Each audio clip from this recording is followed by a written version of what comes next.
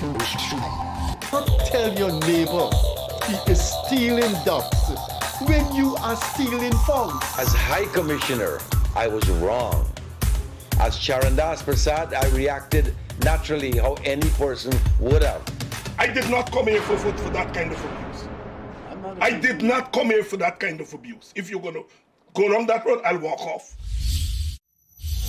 But it's all okay once they're talking. If they weren't talking, I could not have been here today.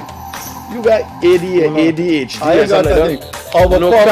Calm down. I think I've done enough in terms of taking our team out of trouble from losing. Tomorrow, Taylor. That's good. I'm reading the script now, and the first person that comes to my mind to play a detective, Yes, but the an Chinese erratic Mikhail detective, Rodriguez. is Mikhail Rodriguez. Why an African slap an Indian? Why a man and slap a woman? Look, you deal with that. You deal with that. We must encourage platforms like this because it brings together different people and allows for discussions to take place in our country on a multiplicity of fundamental issues. Gildarie, you apologizing for something you think I did is wrong. I don't want you to do that, and you should not have done that.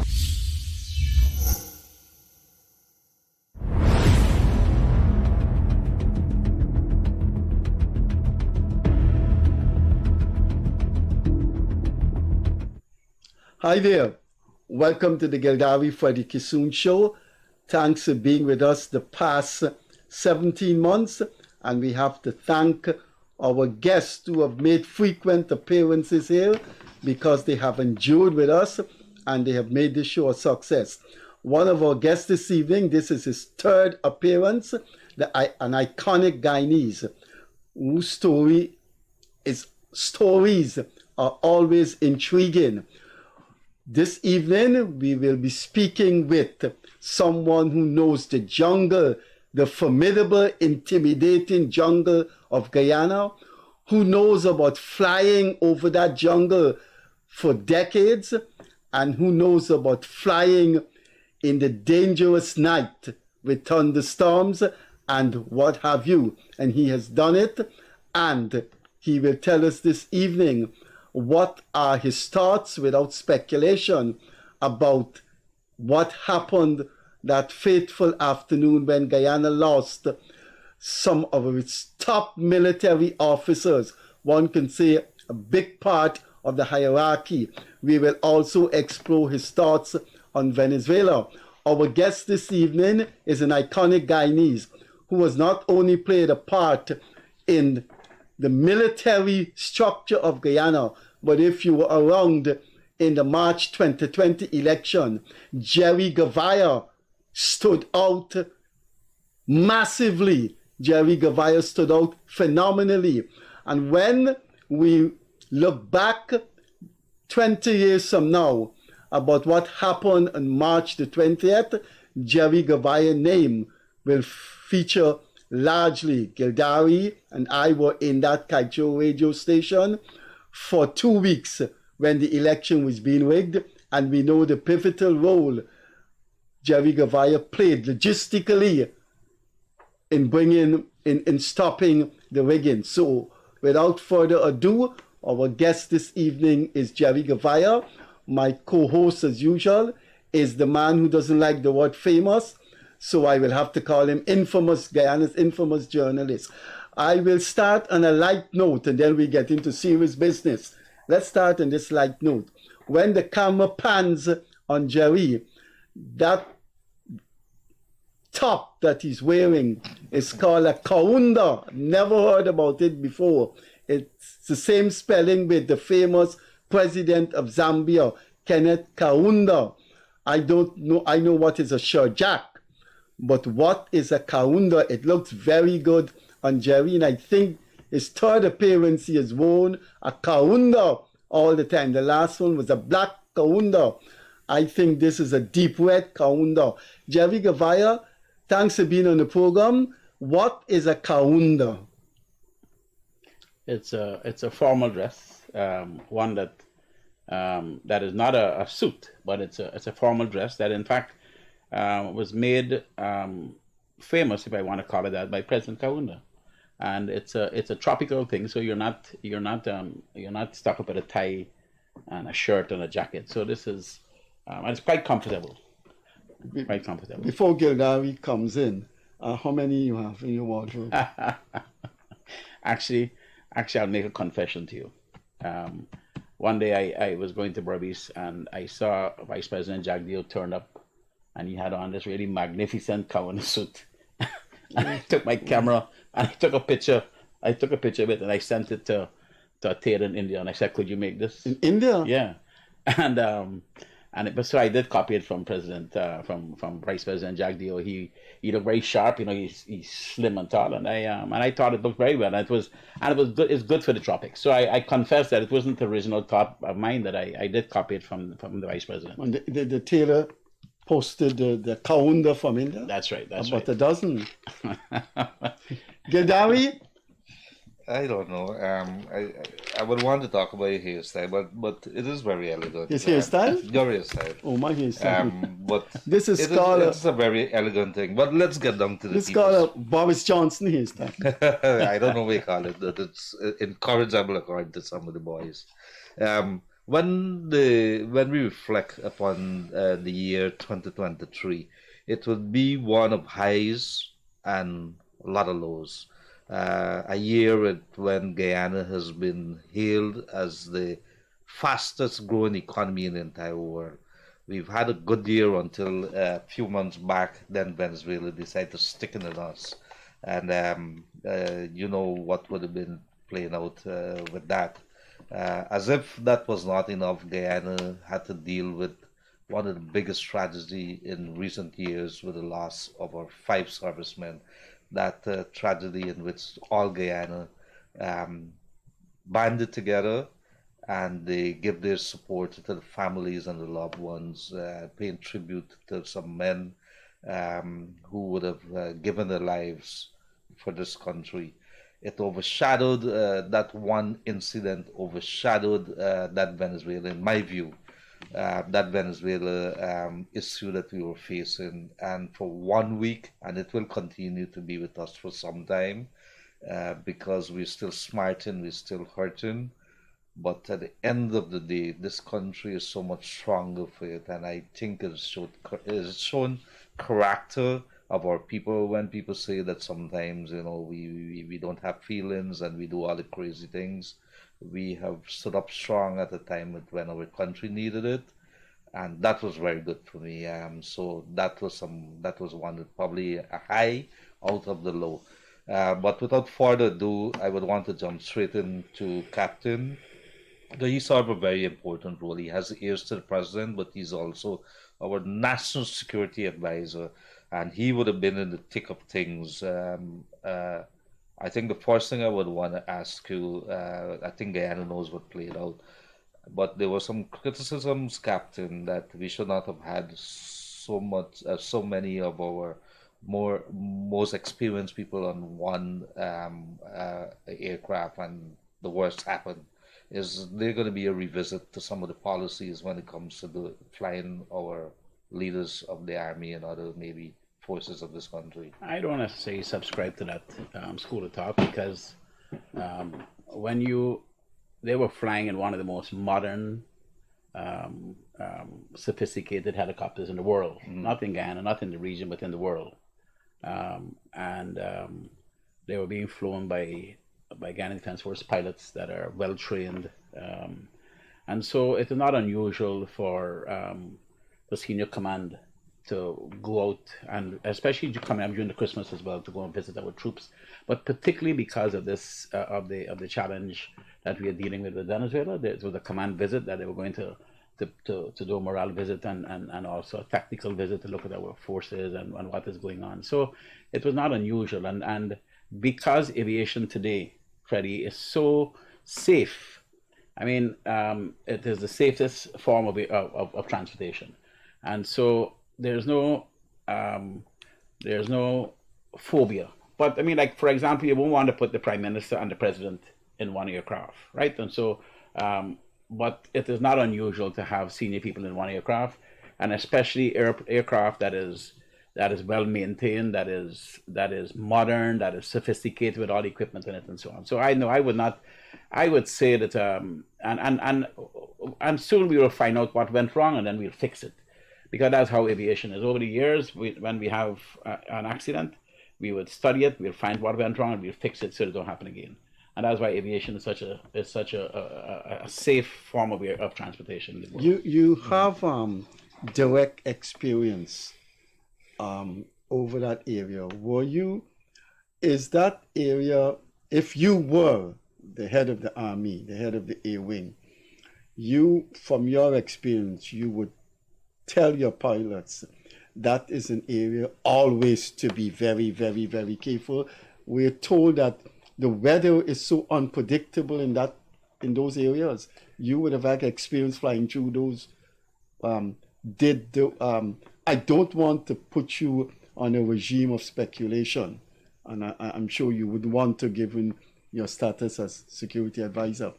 But would let me see how I put it there. Would one be outrageous if one have thoughts about the weather being a factor? Well, Freddie, all over Guyana, you have the flatlands, and then you get into the Pacaraima Mountains, and all pilots are very, very aware of safety altitudes and the height of the mountains and so on.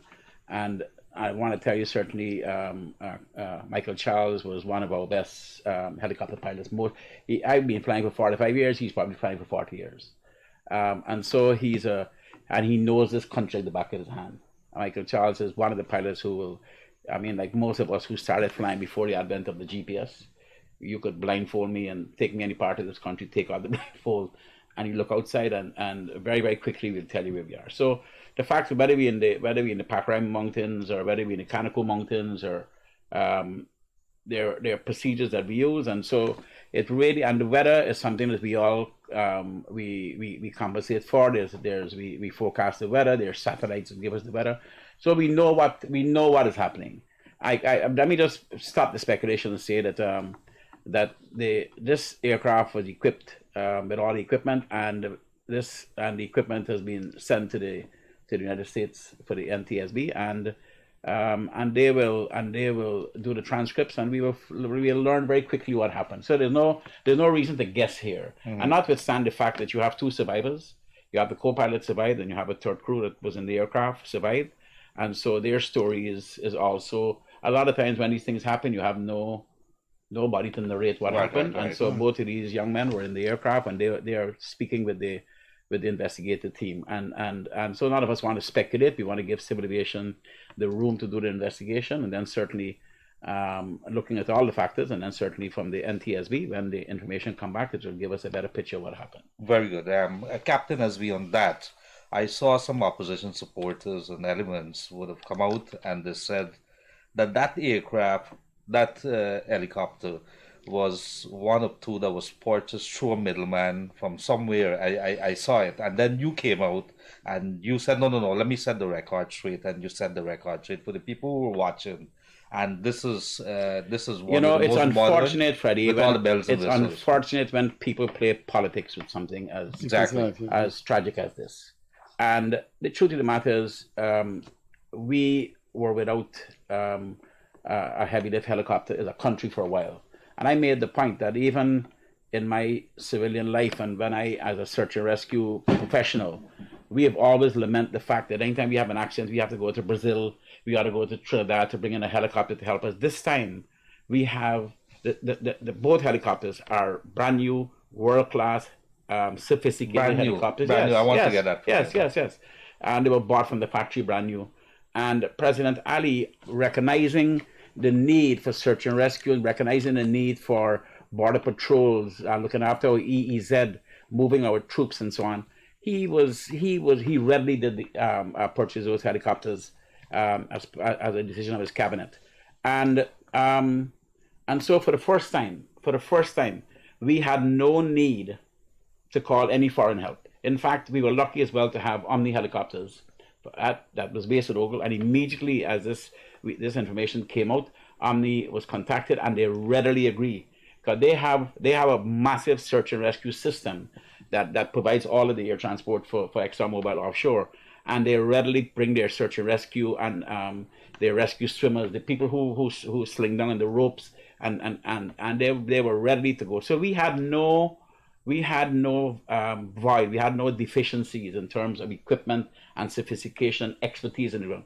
The only thing we had against us that day was the weather. The Army officer said 60 personnel were involved in reaching the site and reclaiming the bodies. You were one of the 60? But I actually got it there the next day. In fact, when we first got the ELT, when the ELT went off, what would happen in these modern airplanes? Please tell our viewers. An ELT is an emergency transmitter locator. So, and it goes off on impact with G forces.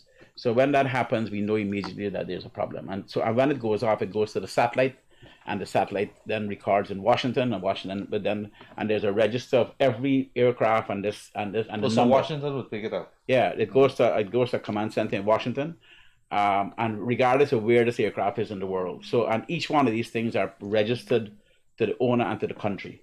So immediately Washington is able to then call Guyana, our search and rescue command center in the tower at Timeri, and then they would call the owner for the aircraft. So whether the owner was a Roraima or a Transguyana or a GDF, they would have the whole registered. And so very quickly we knew, and then the search and rescue was dispatched in quick time. You were able to pinpoint from that very early exactly. A general area where not general. This is exact. That you know that it as specific as that. And we know exactly where it is. And if you're looking at 1 or 2 feet off, but we know exactly where it was. But unfortunately, the weather around that area, because to get in, you needed to get. So we were around it when they got there today. But even though we had the powerful helicopter with us, we had everything with us. The weather at that area, and what happens? The weather moves in waves. So, and there are windows, so you might get a clearing, and then the weather moves back and cover it again. And so you got to be in the right place at the right time. And so we knew exactly where it was, and we were very, very conscious as well that you could have people alive on the ground. So when these things happen, you don't assume, right? So the urgency of getting there and doing what you have to do was, everybody was fired up because the passion to save people's lives and to get in there to see what happened was very real that day. So, was it the 10 aircrafts were involved in that? I was told about 10 aircrafts were involved in that. Well, there were different planes at different times. There were planes that went out for the search, because what would happen is there's something called aircraft overdue alert procedure. So, for example, in Roraima, for example, if a plane is supposed to land at 10:30 and at 11:15 you don't hear from it, we go to code orange immediately. Right. So code orange means that we will inform the tower. We will then dispatch a plane to the area. We start calling, and then by 11 o'clock, you go to code red. And so then you dispatch planes to the search area, and so on. And so that is exactly what happened here. Very, very quickly, the systems are working. And the only thing that was against us that day was the weather moving in waves. And every time we got into the area, there was clouds that covering that specific spot. So you were part of that 60. Well, I actually went in the next day, and one of the reasons while the people who we had some fantastic special forces officers that from our army that was slinging down. Well, when we got there, we realized that we couldn't get to the cliff where the point was. So it was on the cliff area, not in the forest. No, it was right just as the ground was not down in the foliage. No, right, but it was in the trees. But to get there, the GDF made the decision to act, because we couldn't get to the exact spot, to drop the soldiers maybe 2 miles away on the flat on the top of the mountain, and then they had to walk. I mean, and that was those men, I tell you, they're amazing. They had to walk through that jungle for 3 or 4 hours to get to the place, and so they had a GPS to walk and navigate their way to the jungle to get to the crash site. So they were dropped there, and then we had to wait for them to then report what they found. And what we did then, we started to fly around the area to try to make communication contact with them, and that went on very, very efficiently and quickly. So I want to tell you that the GDF, our GDF and our special forces officers are just outstanding individuals. If you see some of the video footage, I bet you GDF will probably show on the nation, because we need to be able to let young people. Gerry, that operation was filmed? Yeah. Some parts of it, right? Because you have people with their phones and so on. But I want to tell you, it's important that young people understand how many brave Guyanese we have, what a fantastic place the Guyana Defense Force is. And so this thing about doing these things and hiding it and not showing people, I don't agree with that. I believe that it should be shown so young people who want to be soldiers and who looking for role models could see it right there in front of us. Our soldiers were just absolutely amazing. The helicopter pilot, Colonel Weeks, had to fly that helicopter and do the slinging and the winching of the men. Phenomenal young men. And for a man like me, who I went through almost, over the last 45 years, almost every single emergency in Guyana, whether it was Jonestown, whether it was searching for George Granselt, whether it was searching for who? George Granselt in the... right. Henry Fitt, whether it was searching for Robbie Roberts, and almost every event that we had, I was in the middle of it. So when I got there, I went there because I bring a lot of experience to the table to see how things were going. And I was just blown away with the professionalism and the bravery and the skill of the GDF officers who were doing this. Okay, just back to the day when they were doing the extraction of the survivors. Did they pull them up from that area where they were found, or they had to move them? No. When they got to the crash site, and then they were able to prepare the crash site, then they were able to cut some trees because they were walking with chainsaws and so on. Right. So they were able to open up an area. So when the helicopter came back, they could now send more men down, and then they were able now to winch up the two men. They had the men plus the special force officers who walked in to take them up, and then of course we had to bring out the bodies as well.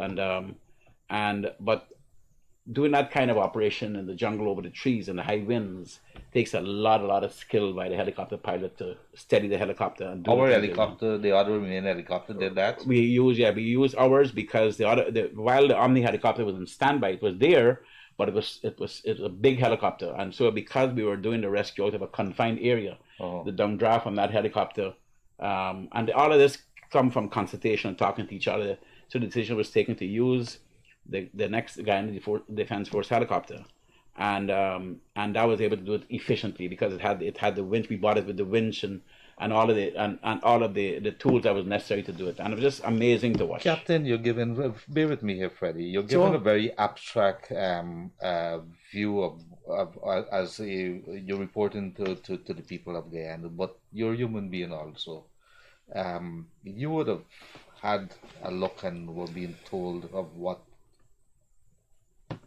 was the situation on the ground, and Captain Charles, and the rest of the men you knew, and it would have been the worst you would have been told. How did you react? What was the reaction of the men that were there? Because these were people in rough shoulders. You're right. It's never easy. And I have been in other search and rescues before, but this particular one was very close to home because Michael Charles was a dear friend of mine for 40 years. Colonel Shahood was a fantastic young man. He was educated. He prepared himself. He was a brave soldier. He was destined for greatness. And all the other officers there, they were great young men. And for me, when we finally found the site for the first time and we saw it through the jungle, it was very clear that it was tragic because it was. And that was very heart-wrenching. But I made the point that when you're a professional and you're dealing with these things, you have to then put your emotions on hold and deal with what is before you in a professional manner. And everybody that was involved in that search were people who were close to these men. But the professionalism and the determination and the focus and discipline was outstanding. Gerry, the entire machine has been taken away from the crash site, or parts? It was it's still here. It is such a tragic place, such a dangerous place that the GDF Special Forces got in. They were able to take pictures. We were able to get out the black box and so on. but it is not a place that ordinary civilians would be able to go easily because of how dangerous it is. So our special forces officers were able to get in there, and there's nothing ready to bring out of that area. Nothing ready to bring out. That's a natural grave of death to the remains of it. You're the National Security Advisor to the President, which means this Venezuela thing has brought into question the capability of the army, the nature of the army. Now, with this fatality, if our operators listening, I'd like your view on what a former head of our armed forces had to say in response to our question is, where does the army go from here? What are its needs? If our operators listening, can you get that? No, that must be put. I don't know when we're going to get another head of the military here. Yes. What are the needs of our army? Should we have an expanding air wing, an expanding with our largeness, our sea and fishermen being robbed all the time? Would you like to see, and I'm using the word vast, a vast expansion of the resources of the army, as someone who headed it for 6 years? Well, again, it's context, Freddie, and I'll tell you why. Because, yes, as a military man, as a chief of staff, you want to have, I don't want to use the word vast. You want to have adequate assets. I think it's a question of how we manage it, and what is our defense philosophy. Our defense philosophy has always been defense diplomacy as a first line of defense through our foreign service, special envoys moving across the globe, making the case for Guyana continuously, not part-time, continuously. That's our first line defense. Second is total national defense. And this is in the context of Guyana, Venezuela, or Guyana, Brazil, because these are two nations with large forces versus a country with a small defense force. So total national defense, and if you will recall, Freddie, every citizen a soldier, that came from Article 33 of our Constitution, which says it is the duty of every citizen, Freddie, to defend the state of Guyana. And from that sprung the phrase, every citizen a soldier. And what does that mean in reality? It means that you have a small defense force, but the rest of the citizens can be part of the reserve. So the next concept is a small defense force and a large reserve. We've had a much larger reserve. Who comprises the reserves? The reserves are comprised of persons who do their regular jobs and decide they want to be part of the reserve, and they will train on weekends. The reserve does not comprise the regular force. And that was the construct. And then thirdly, it's the regional cooperation movement. You mentioned CARICOM, that we make our case. So you have defense diplomacy first. So to answer your question, I have to answer it in that context. So therefore, Guyana requires more assets, more defense assets. We do require, the defense force require more defense assets. But they're lethal and non-lethal assets. For example, total radar coverage of Guyana is a defense asset. We don't have total radar coverage. We can spend money on total radar coverage, so that's a defense asset. I'm not aware that the entire radar coverage is there as yet. Explain to our viewers, some people may not know. Civil aviation controls the airspace, so they're not able to see the entire Guyana and be able to detect every aircraft that comes into our airspace. We don't have total radar coverage, unless it has been done and to the secrecy of Guyanese, but I'm not aware of that.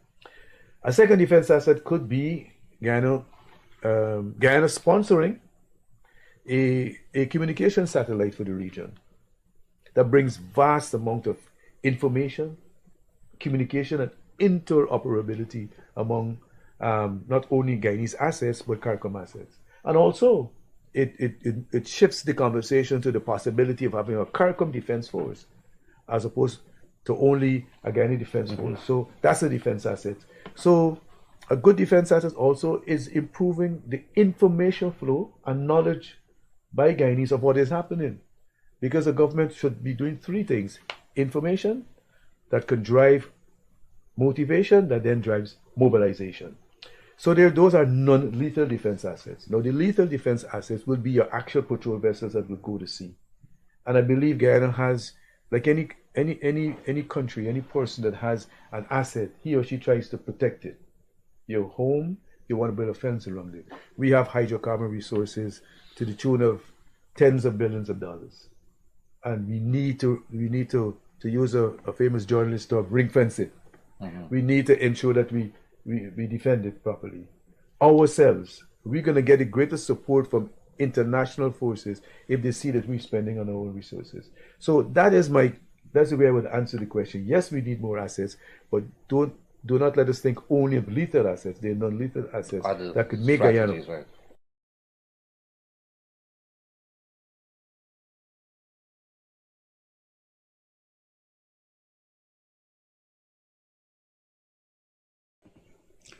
We're back, Gerry. I wanted to play that because I wanted to get your thoughts. I did not know about that radar coverage and that planes could come into Guyana and not be detected by radar. You heard what he said there. But I don't expect Gerry to know that we have the ADSB system, which in fact it has now been deployed for many, many years, where the Timeri Airport, every aircraft that enters our airspace, there's they have the screens that track every single aircraft. Is right to the ADSB system, all the local planes, all foreign planes, and that covers over 3,000 square miles. That's all over the world. So he didn't know that then? No, he didn't. But he would not know because he's not an aviator. Okay. But what he's talking about is conventional radars. So a conventional radar system, and I must tell you, he's right in that sense. But it is not something that is eluded us. So let me But I want to stress something he spoke about, this thing about every citizen being a soldier. That kind of sloganism, really, with all of that, we never got back on Coco Island. They took half the island, and we had all of this sloganisms and so on. What we have to deal with here now is what is real and before us. And he's right in the sense of, if you look at the enormous diplomacy that was unleashed over the last couple of months by the Ministry of Foreign Affairs and the government, and the president reached out to every world leader. Guyana have never had the kind of world support that we've had today from the free world. And so a British minister is in the country as we speak. Exactly. And all kinds of things are happening. But these are coming, this is coming from the free world, from a lot of the entire Caribbean have been supporting us on this matter. And so this thing about every citizen being a soldier, I don't want to put untrained Guyanese and put them out to say confront in a conflict situation. So we would have our trained soldiers, we could have our reserves and logistics in the back. But anytime we are involved in a conflict, I will tell you that we have our allies, our friends across this world are toe to toe with us every single day. And we also are members of the RSS, the Regional Security System, which has also had the clause that says you touch one, you touch all of us.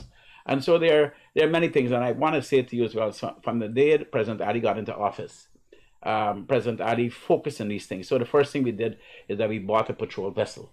So there's going to be a modern patrol vessel is going to be delivered to the Coast Guard, which will be patrolling our EEZ, looking after the oil platforms. We also got a King Air Beechcraft, a 350. That is a beautiful aircraft to not only transport VIPs, but it's also great for patrolling our borders, and so on. And then the president and the cabinet bought the 2 helicopters. So from the time he got into office, what we've been doing is ramping up equipment of the Guyana Defense Force. Now, and we have to be careful how we do that. We have to do that very sensibly, because it depends. You don't want to be ramping up an army to say take on a Venezuelan army. You know, the Venezuelan is a mighty army. So what our forces would always do is protect our borders, to be a first line of defense, and almost like a tripwire. And when a tripwire happens, then our diplomacy kicks in immediately. And so there's a lot of work being done over the last 3 years, and it's continuing every day to give our armed forces the equipment they need and the tools they need to do the work that they have to do every day. So it started 3 years ago. The Coast Guard, those fishermen with the GPS, they are fitted out with GPS. Those fishermen. Yes. No, not the fish. The fishermen, those small boats, some of them have the equipment, some of them don't have it. But that is a problem that So if Mara would have to work with that. Mara would have to do the regulations. Like civil aviation mandate every single plane that flies in Guyana airspace is equipped with ADSB. So that the Temeri Tower, the controllers could see every single plane as they move. They could see the speed, the altitude, exactly where they are. Location, and we see that all the time. Now, that don't mean that, for example, we don't, if there's an illegal plane that is flying across and into our, we have ways and means with our allies to tell us that this is happening. So, and there may be some things I can't tell you, but I'll tell you generally where it's coming from our allies across the world. We could see Guyana, we know what is happening. Our forces got a good domain awareness of what is happening across our country. Cooperation. Correct. I don't think our viewers would want you to go without discussing Venezuela. You had, as a military man, you retired in the army as captain. At any time during this controversy that began in November, at any time you felt that that man was unhinged enough to invade the Essequibo?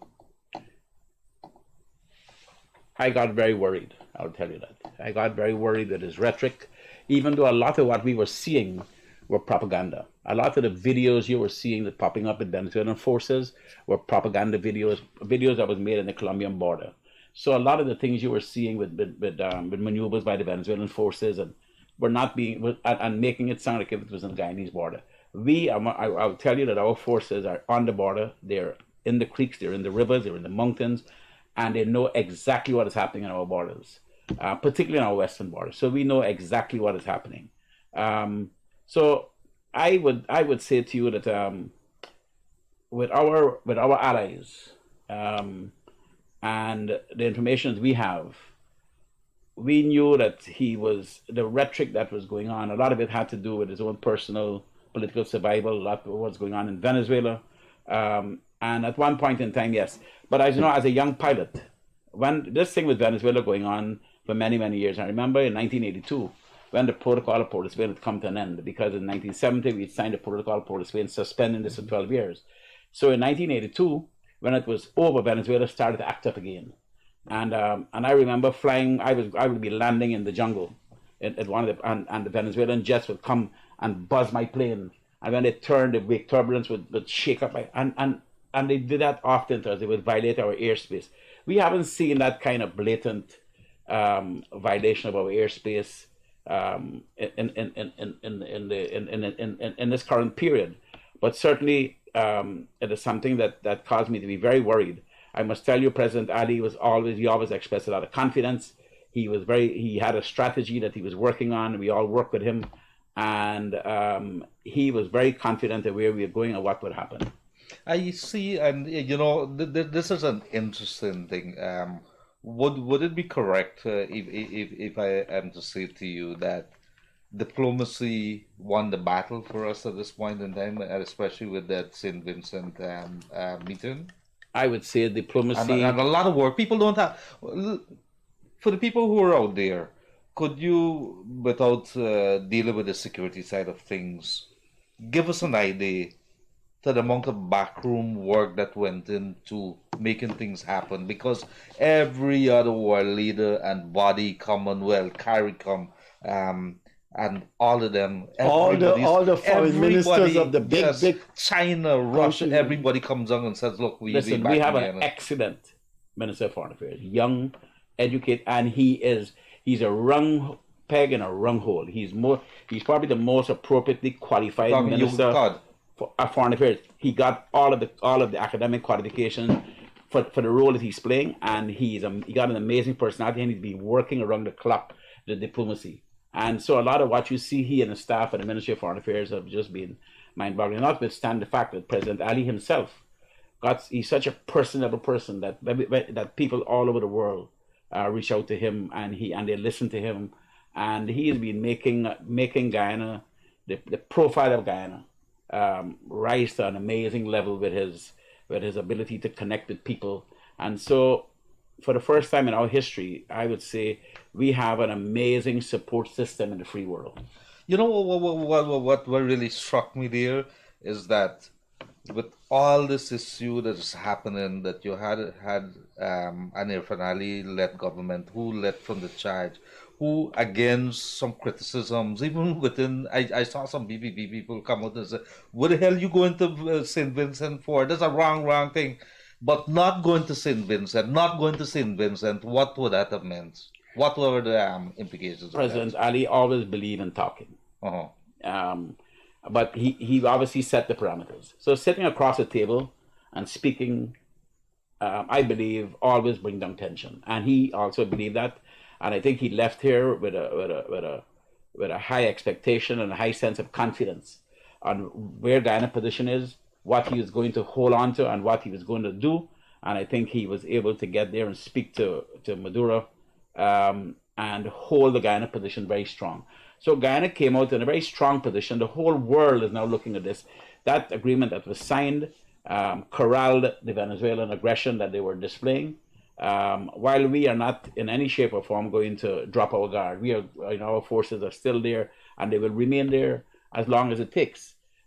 We have to wait for the World Court, the International Court of Justice, to make their decision, and the world will have to deal with that. But what happened in St. Vincent was a diplomatic coup, I will say to you. It was fantastic, and it brought peace to this region. This region is a region of peace, and the last thing we want is hostility. Whether we win or we lose, we don't want hostility. Not that we'll ever lose, because we have some very mighty friends. I had a look at that communique. Sorry, Freddie. Yeah. And we had to accept that Venezuela put in, I guess they would have insisted that as part of the communique, the joint statement, that they're not going to recognize the ICJ. But all in all, when you look at that very first thing that says we're not going to do anything that is going to destabilize or say anything or do anything, I think that overrides everything. A lot of people I saw criticize some clauses and said this contradicts that. We always got these. You always find these weird. I said, but did you look at number one? What number one says? You went there with nothing. You went against a country who has a big army, and you went there, and yes, the peace were being brokered by Brazil and Rav Gonzalez. But you went there and you came back with something. What did we want? We came back. The president came back with a tremendous and built back a tremendous amount of confidence in the citizenship. That people who live in the region, in the Escribo, felt that there was a new wave of peace. We could go into Christmas and enjoy our Christmas now. And President Ali, I believe, really worked hard in doing that. And this thing about criticizing that there was an issue about controversy and dispute, but the dispute was in inverted commas. It was the ICJ used the word, yes, right, and so it wasn't an original. It was a word was lifted from the court into that document that describes what is happening. So this was not done in a willy-nilly way. This was highly educated men who spent a lot of time and sitting across the table crafting that document.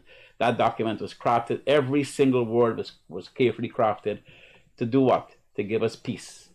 To give us peace. And I guess that was the overriding. That was the overriding thing. The tension Venezuela was creating. It was a lot of what they were doing is illegal. A lot of what they're doing is they were violating the court order that was given to them. And that conference and that document that came out of St. Vincent, I believe, gave us a new lease on peace, keeping the zone of peace a real thing. Gerry, I want to put one in the favor of President Lula. I think Ralph Gonzalez, because he is a CARICOM leader, we know him. He comes to Guyana. He played a huge role in the election, and he officially called a meeting. But because of the CARICOM presence there, 4, 5, 6 CARICOM prime ministers, I think the Bahamas PM was there. President Lula tend to have, been downplayed by the public. But I think President Lula played a very, very pivotal role in organizing this meeting. And I think it was President Lula. I believe he told Maduro, "You're doing nonsense." Well, I obviously would give him a lot of credit. He didn't go himself. He sent his envoy. But I'll tell you, like, anybody that ever talk CARICOM and talk why are we members of CARICOM, this here was an example of CARICOM banding together and banding together in what is right. And what is right is respect for the rule of law, respect for international law. And we saw the entire CARICOM sit there and support international rule of law. Even the Bahamas PM, Bahamas is not part of the CSME, but even the Bahamas PM was there. You were sitting in the room? No, I didn't go. I spoke to him the day when I spoke. I thought he was there, so I called him and I said to him, "Are you in Guyana?" Some of us have to was stay it in a mind fiery the meeting? No, it was a very cordial meeting with President Ali. He was very firm, from what I understand, about where we stand and what he wanted. And in fact, it was a mutually respectful meeting. You know, and as you on that, right? We're gonna always analyze presidents, Jack Gill and Jada Jagan and Sam Hines and Desmond Hyde and so on. Why you left out going job? Mr. Granger too. But analyze, I say analyze. I'm not giving the report cards yet. But it is always good. I pay very close attention how people react, and I've seen on the ball right away.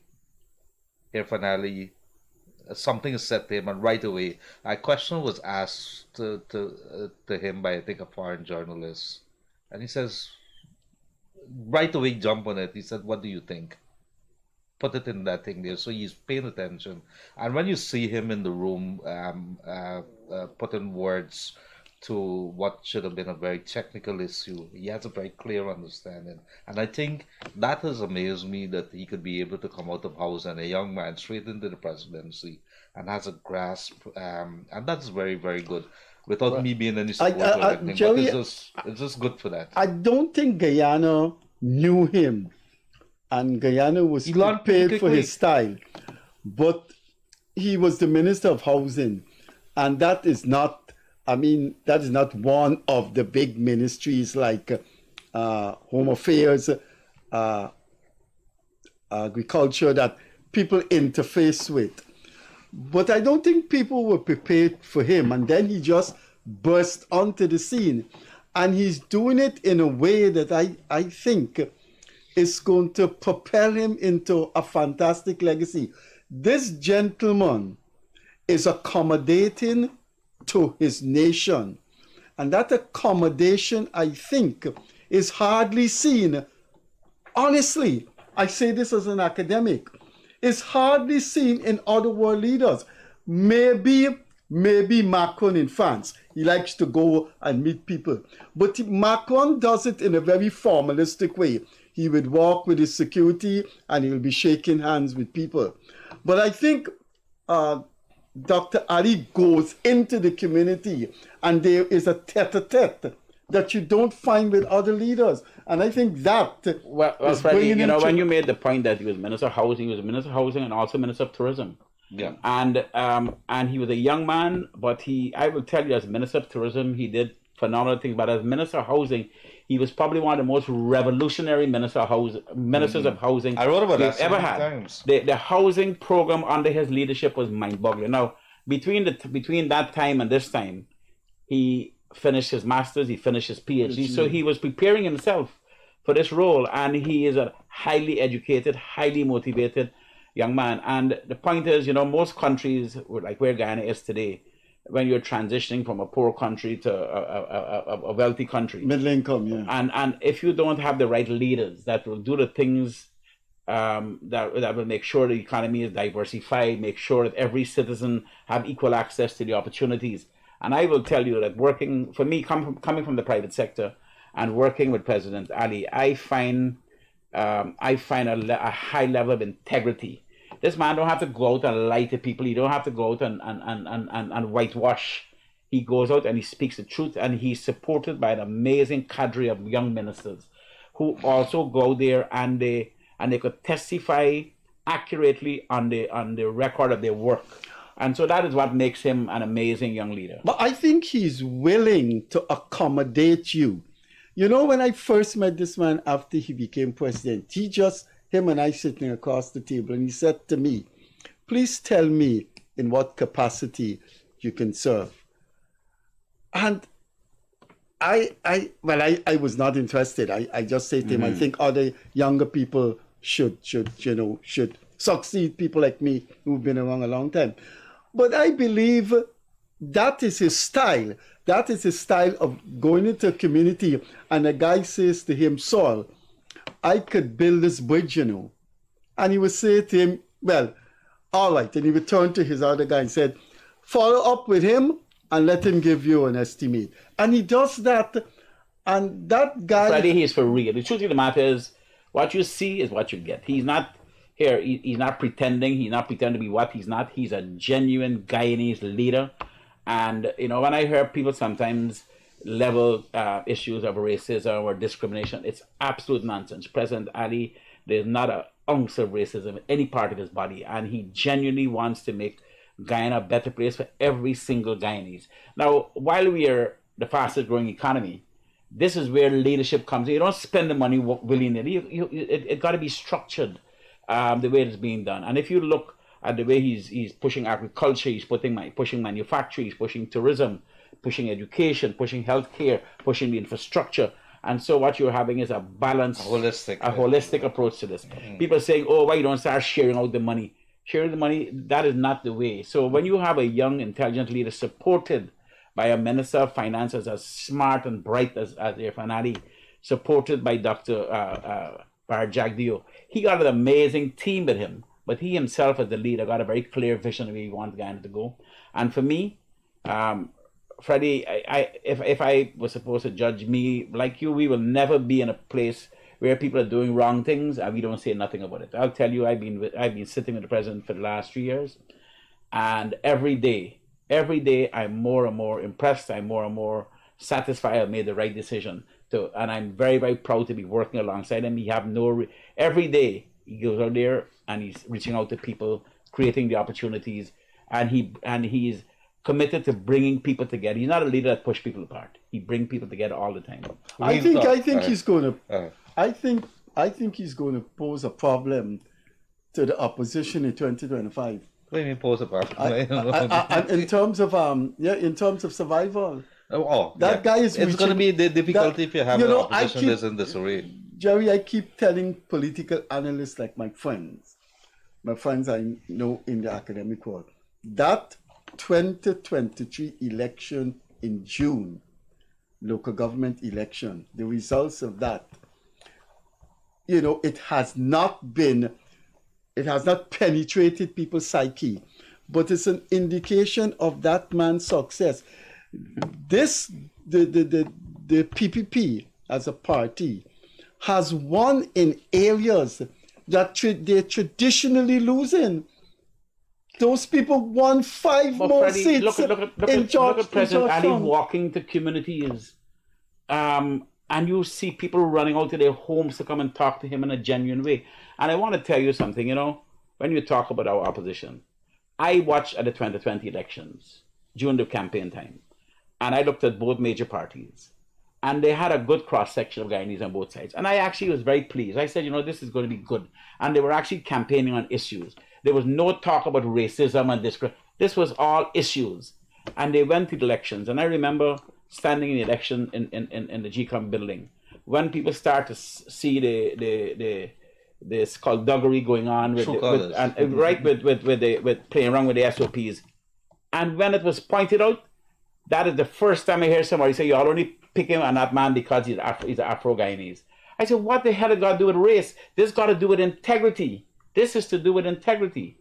And I'll tell you, as we come past that today, I say to the opposition all the time when I meet them, please start telling Guyanese how you could do education better. Tell me what you're going to do better in agriculture, what you do better in manufacturing, how you're going to spend your money different. Tell the Guyanese nation what you'll do better. All you do whole day is fight, call and talk about discrimination and talk about corruption and talk about things that you can't prove. All you're doing whole day is trying to do a big smear campaign rather than tell the nation what is it that you could do better. Tell me what you can do better in education and healthcare. Thank you very much. Captain, I can't allow you to go as National Security Advisor. I saw a video yesterday of Minister of Agriculture, Zulfikar, in that accident, and the car that ran into him was overtaken, and we see madness on this road. Is this government looking at the traffic situation as a security matter at the moment? Very Should it passionately, be? very passionately. And there's a holistic. I want to tell the police force, in terms of license distribution, the training of drivers, the renewal of drivers' license. Actually, I've made some very strong recommendations that I believe that we got to tighten up that, because it seems to me that there's a lot of drivers on the road that probably have not been properly trained. We have driving schools today that have not been properly accredited. So every driving instructor needs to be accredited, and every driving school needs to be accredited. So we teach people to drive in a standard way that is acceptable to the authorities, which is the Guyana Police Force at this time.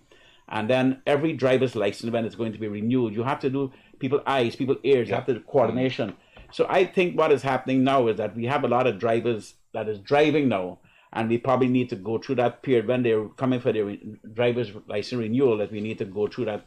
A lot of these accidents happening, they're speeding, they're reckless, they're drinking, and it's a major problem. But it's being looked at. I want to tell you that. I could understand this thing about people's eyes, but I think this driving thing, when you're doing that, you have to do a research, and you have to look at categories of drivers.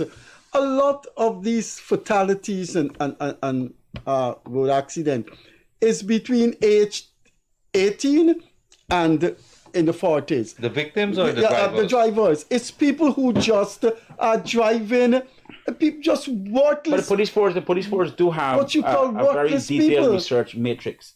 So they look at what caused the accident, age of people, where it happened, what kind of car it happened, what time of the day it happened, what day of the week it happened. And so they have a good matrix. Yeah, that research is going to guide you, because like, for it's example, a lot of reckless young people. One of the things that strikes me, right? You have the trucks, and there's a major issue. Those guys are, because we need those sand, millions and millions of tons of sands. But how do you have a man driving 24 hours a day? Because in some cases, these guys are doing it, and without any kind of rest. You know, in some part of the world, I there is agree a with you. That is, limitation. and it's a limitation. I mean, we do it if you're a captain for a ship. But there's if no you're a captain for a control, plane. so we don't have a control. But those are things. Those are things that need regulations. And I agree with you. And I must tell you that as we speak right now, I know that the police commissioner is working very hard with that matrix, and he and the traffic chief. But you know, this has been going on for so long. Yeah, it's been going on for so long. You see minibuses. I would see a minibus accident happen today. Their bodies on the ground, and next day you see a minibus doing the same thing. Yeah, it's not. I am not. I think public transportation drivers need to be certified different from private drivers. It has well. to. But, you cannot have but it. Gerry, I am not certain that you have what can be referred to as the ubiquity of the surveillance cameras. And I see people doing some craziness. Now, those surveillance cameras, the operation is at the back of the convention center. And I know in the other countries, those people monitor those cameras. And when they see drivers doing nonsense, they're visited by the police the next day. If you have those surveillance cameras, you should see things drivers do. It's happening, Freddie. It's happening. Seriously, I just want to, maybe not as much as but it is happening. Those cameras the screens are being monitored 24 hours a day by scores of young people. They're trained, and it's an amazing operation, and a lot of robberies are being prevented, and the police is having real data to respond on. Some of these things you use the footage for after the fact, some of it when they're seeing it in real time, and so it's happening, but more could be done. I agree with you. But let me tell you, I this thing about testing people for their eyesight and when they go to the driver's license, I don't think research can support that. I think it's young people who got all the vision that are creating these fatalities on the road. But here is what I think other countries do that we're not doing, the same surveillance camera thing. Now, you may be on here waiting for the traffic light, and this is your lane, and you're waiting for the traffic. When it says go, green for you, you turn, right? But these people would come out of their lane and turn here. So they're meeting with you. Whereas if they stay in their line here, it's an orderly turn. It's discipline. And the traffic come, we should pick Hold on, up hold on. that Let me stop it right there. I had my one report somewhere there, right? Going up the East Coast. So the man take the inside lane. So I said, that's the filter lane to turn into the corner. What are you doing there? He says, I am there. What the man told me. I'm a taxi driver. And this is the filter lane, so we don't waste time in that lane there. Wow. And the man pull up and gone in front of me. I got a call the other night, and it's symptomatic. It's indicative of how sickening the situation is. Man calls me at 1 o'clock. He says, you have a camera down by Mandela Avenue at DSL Turner? I said, yes. He says, a man just ran into me back, and could you pull up the video? So we pull up the video next morning. A vehicle ran into his back. The man reversed back, put on his indicator, turned out, and fled the scene. Our operator say our time has come. So we have to wrap up with Gerry and whatever is on his mind or whatever words you want to say. We are 1 week away from Christmas, almost. And I think I am really looking forward to this Christmas. We must celebrate it. Obviously, there's a lot of the sadness and the grief that it was a tough year for us. It was a tough year for us. We had the fire at Madia, we had this harassment and hostility from Venezuela, and then we had this crash. But I think that President Ali coming back from St. Vincent help us to ease that tension. And we have 1 week going into Christmas, and I think Guyanese I want to wish everybody a really Merry Christmas, and we should really pull ourselves together as a nation. I think when you look at the PR that went into the education to do with this Venezuela issue, every single child all over this country now understand it better than it's ever done in the history of this country. And we should go into Christmas as a unified people. Thanks for those words, Gerry.